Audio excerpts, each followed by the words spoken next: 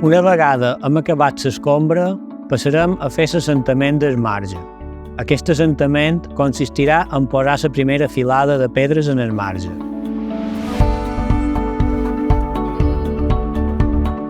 A l'assentada posarem les pedres de major tamany. Per col·locar aquestes pedres passarem a posar una pedra a cada extrem del marge, els hi donarem l'inclinació que trobem correcta segons l'alçada del marge i passarem a posar-hi el fil que ens guiarà el temps que posen totes les altres pedres. Les pedres que col·loquem a l'assentada han de tenir la base més grossa a baix i després els hem de travar. Travar-la cada pedra individualment i després travar el mig de cada pedra entre les altres per tal que les pedres no se puguin moure. Una vegada tinguem col·locat tot l'assentament, passarem a reblar aquesta primera filada.